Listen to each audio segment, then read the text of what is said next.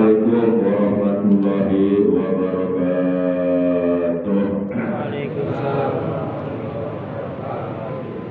Alhamdulillahilladzi lam yattakhidh walada wa lam yakul lahu syarikun fil mulk wa lam yakul lahu waliyyun min adh-dhilli wa kabbirhu takbira.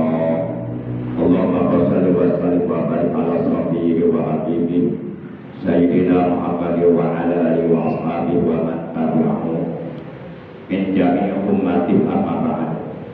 Ma'asyiral muslimin rahimakumullah wa hadakumullah wa hafizakumullah. Insyaallah malam ini kita akan sama-sama melaksanakan sholat sunnah tarawih di malam yang ke-12. Adapun fadilah atau keutamaan atau keistimewaan atau keuntungan bagi orang-orang yang melaksanakan sholat sunnah tarawih di malam yang ke-12 adalah sebagaimana diterangkan oleh baginda kita yang mulia tercinta Nabi Agung Nabi besar Muhammad Sallallahu Alaihi Wasallam. Beliau telah bersabda, "Wafil lailatis saniyati asara ja'a yaumal kiamati wa juhuhu kal qamari lailatal badar." Kata beliau, adapun fadilah atau keutamaan atau keistimewaan atau keuntungan melaksanakan sholat sunnah tarawih di malam yang ke-12 ini adalah ia akan datang nanti di hari kiamat, wajahnya bercahaya terang benderang laksana cahaya bulan purnama di tanggal 14. Kita sering menyaksikan setiap tanggal 14 daripada bulan-bulan Islam, bulan terang benderang, itu yang disebut Lailatul Qadar, bulan purnama.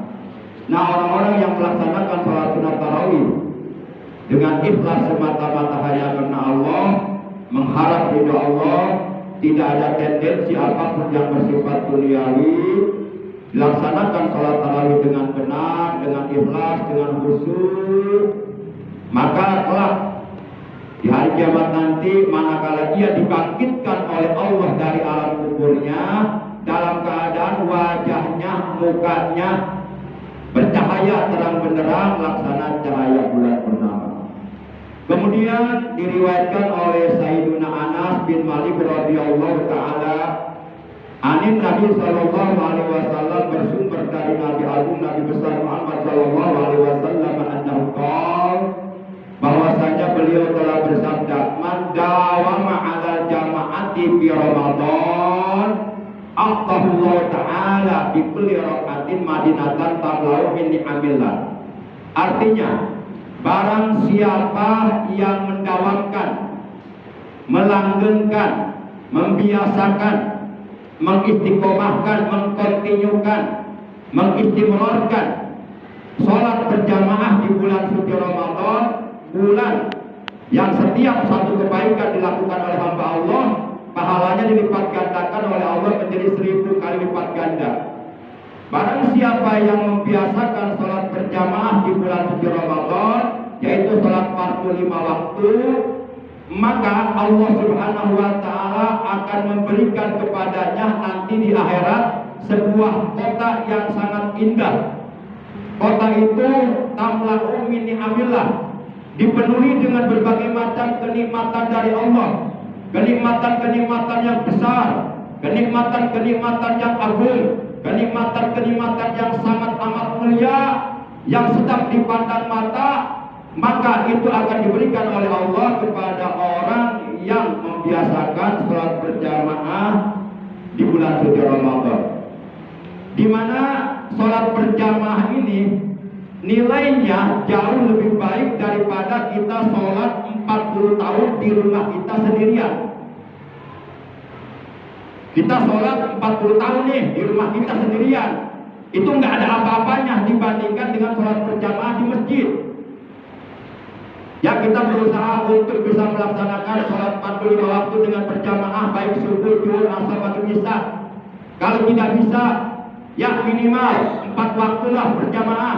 Tidak bisa juga ambil 3 waktu berjamaah. Tidak bisa juga karena saking sibuknya ambil 2 waktu berjamaah. terutama berjamaah subuh dan berjamaah isya. Rasulullah SAW beliau telah bersabda, "Man sholat subha fi jama'atin, faka'annama qama al-laila kullah." Hadis sahih riwayat Imam Bukhari. Barang siapa yang melaksanakan sholat subuh dengan berjamaah, maka sungguh seakan-akan ia melaksanakan sholat sunnah sepanjang malam. Masya Allah, luar biasa. Dia akan mendapatkan pahala yang begitu besar dari Allah nanti di dalam surga. Kemudian juga beliau bersabda, "Man sholat isya fi jama'atin, faka'annama sholat nisfal lail." Dan barang siapa yang melaksanakan sholat isya dengan berjamaah, maka sungguh seakan-akan ia melaksanakan sholat separuh malam.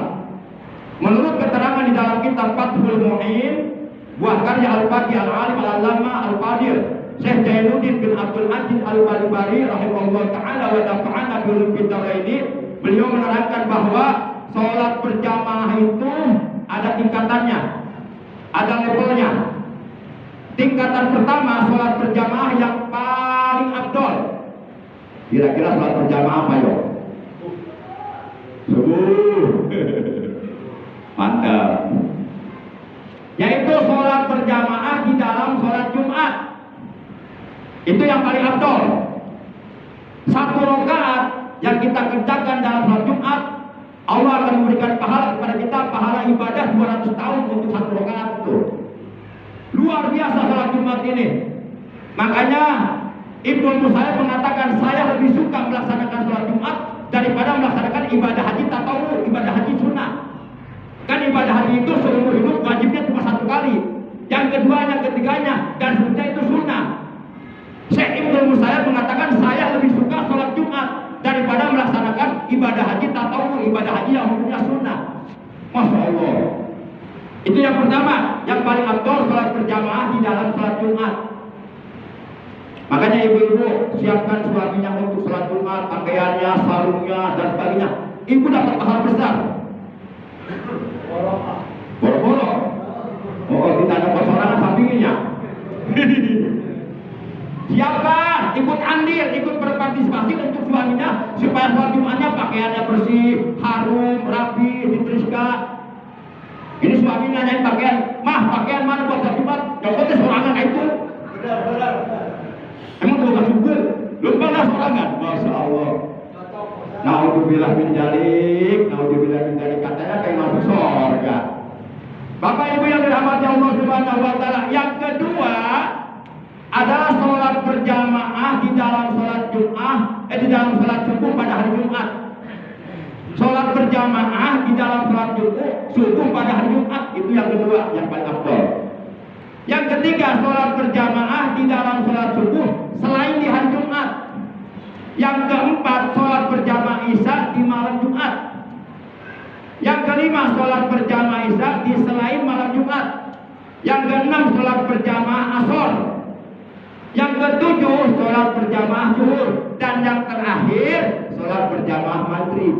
Makanya kalau maghrib banyak yang berjamaah di masjid-masjid, nggak aneh, itu biasa. Tapi yang luar biasa kalau subuh banyak yang berjamaah. Kadang-kadang maghrib ada, isya ada, pas subuh nggak ada.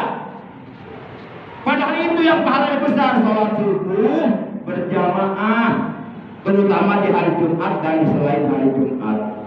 Nah, itu ada keterangannya dalam kitab Fathul Mu'in.